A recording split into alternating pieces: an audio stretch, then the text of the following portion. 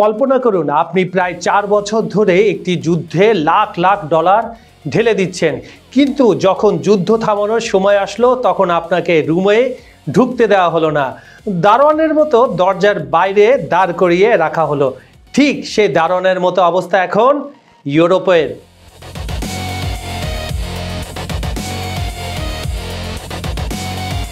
আসসালামু আলাইকুম ভিউয়ার্স, খবর সংযোগের আন্তর্জাতিক অঙ্গনের বিশ্লেষণমূলক অনুষ্ঠানে আজকে আমরা কথা বলবো একটা অসাধারণ জিওপলিটিক্যাল ড্রামা নিয়ে, যেখানে ট্রাম্প চাইছেন ইউক্রেন যুদ্ধ থামাতে, কিন্তু ইউরোপ ভয়ে কাঁপছে যে এই শান্তি আসলে তাদের জন্য আরো বড় বিপদ ডেকে আনবে।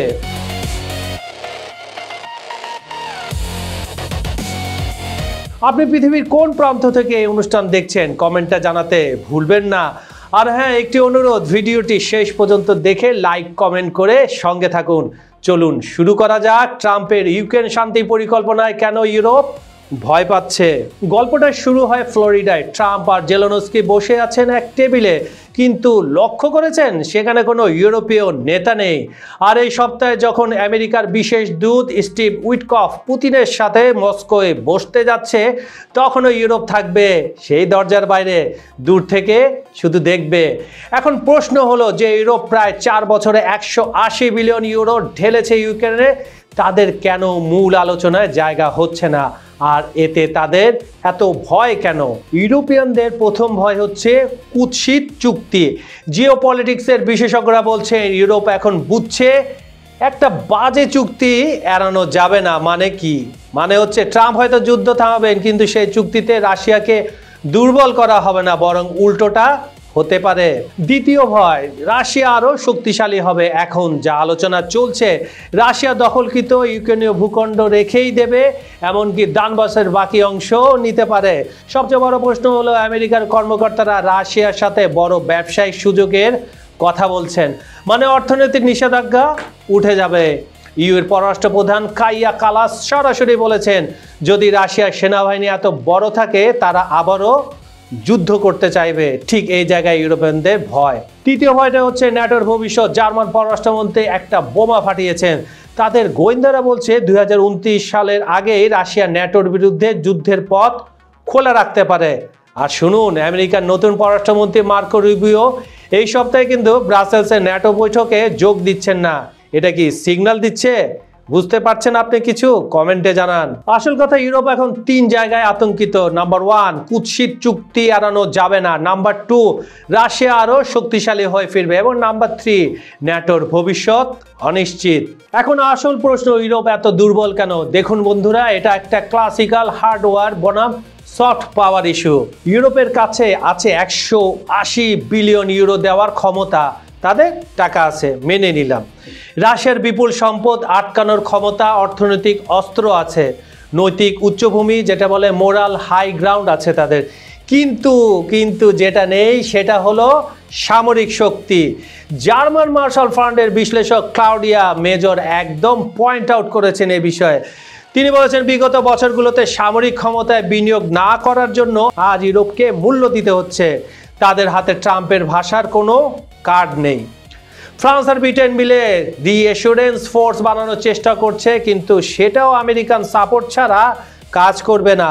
আর রাশিয়া তো এটাকে এখন প্রত্যাখ্যানই করে দিয়েছে। এবার আসি ট্রাম্পের পরিকল্পনায়। তার প্রশাসনের 28 দফা যুদ্ধবিরতি পরিকল্পনা নিয়ে অনেক জল্পনা কল্পনা চলছে।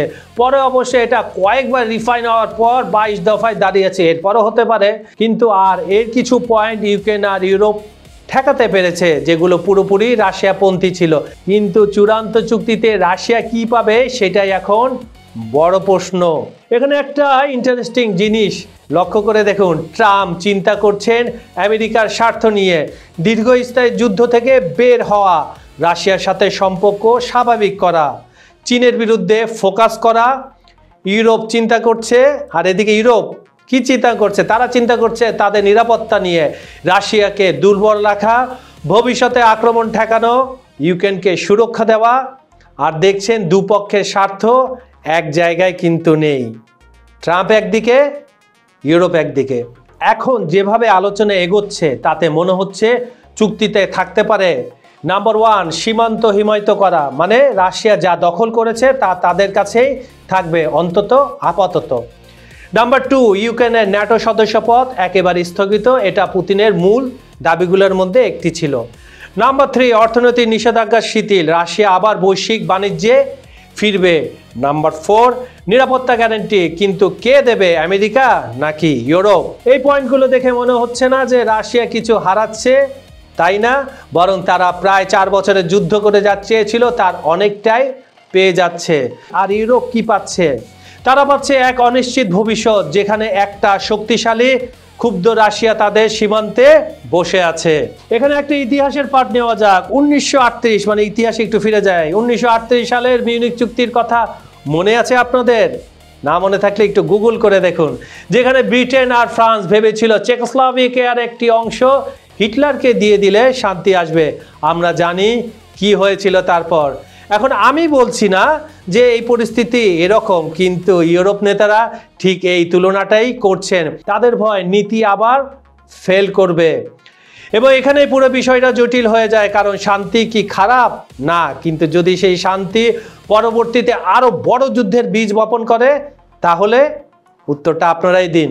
জেলেনস্কির জায়গায় নিজেকে একবার কল্পনা করুন। প্রায় 4 বছর ধরে যুদ্ধ শুরু করছেন, লক্ষ লক্ষ মানুষ দেশ ছেড়েছে, হাজার হাজার সৈন্য মারা গেছে, আবার হাজার হাজার সৈন্য যুদ্ধ ময়দান থেকে পালিয়ে গিয়েছে। আর এখন আমেরিকা বলছে শান্তি চুক্তি করো।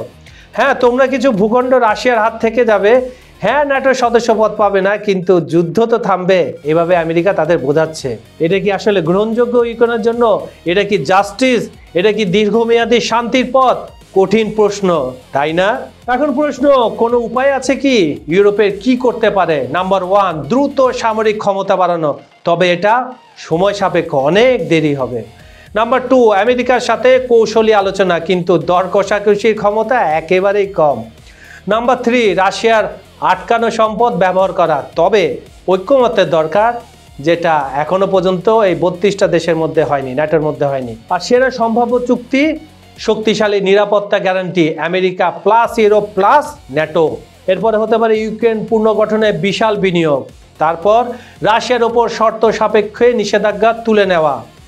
এরপরে আসে ভবিষ্যতে ইউক্রেনের ন্যাটো সদস্যপদ খোলা রাখা, কিন্তু এই সব কিছুই নির্ভর করছে ট্রাম্প কতটা ইউরোপের উদ্বেগ শুনতে রাজি। এই পুরো পরিস্থিতি থেকে আমরা কি শিখতে পারি? প্রথম শিক্ষা, জিওপলিটিক্সের ভালো আর খারাপ এত সোজা না, সবাই তাদের নিজস্ব স্বার্থ দেখে। দ্বিতীয় শিক্ষা, সামরিক শক্তি এখনো গুরুত্বপূর্ণ, টাকা দিয়ে সবকিছু কেনা যায় না, টেবিলে বসার জায়গাও না। তৃতীয় শিক্ষা, ছোট দেশগুলো বড় শক্তিধরদের খেলার মোহরা হয়ে যেতে পারে, এটা নিষ্ঠুর বাস্তবতা কিন্তু সত্য। চতুর্থ শিক্ষা, শান্তি মানে শুধু অস্ত্র থামানো না, দীর্ঘমেয়াদী স্থিতিশীলতা অনেক বেশি জটিল। এ হলো ট্রাম্পের ইউক্রেন শান্তি পরিকল্পনা নিয়ে ইউরোপের উদ্বেগের পুরো চিত্রটা। এই সপ্তাহের বাকি দিনগুলো অত্যন্ত গুরুত্বপূর্ণ। উইটকফের মস্কো সফর, ন্যাটো বৈঠক আর ট্রাম্প পুতিন সম্ভাব্য বৈঠক। আর সেই সাথে ঠিক হবে ইউরোপের নিরাপত্তার ভবিষ্যৎ, ন্যাটোর ভবিষ্যৎ, এমনকি বৈশ্বিক শৃঙ্খলার ভবিষ্যৎ। ভিউয়ার্স, আপনি কি মনে করেন ট্রাম্প সঠিক পথে আছেন, নাকি ইউরোপের ভয় জায়েজ? কমেন্ট করে জানান। আর হ্যাঁ, এই ধরনের জিওপলিটিক্যাল বিশ্লেষণ যদি ভালো লাগে, চ্যানেলটি সাবস্ক্রাইব করতে ভুলবেন না। বেল আইকনে ক্লিক করুন যাতে পরবর্তী আপডেট মিস না হয়। আজ এই পর্যন্ত, আমি কাজল হায়দার বিদায় নিচ্ছি। প্রতিশ্রুতি থাকলো কাল একই সময়ে আবার ফিরবো। থাকবে নতুন টপিক, গভীর বিশ্লেষণ আর আরও বড় দৃষ্টিভঙ্গি নিয়ে। ভালো থাকুন, নিরাপদে থাকুন। আল্লাহ হাফেজ।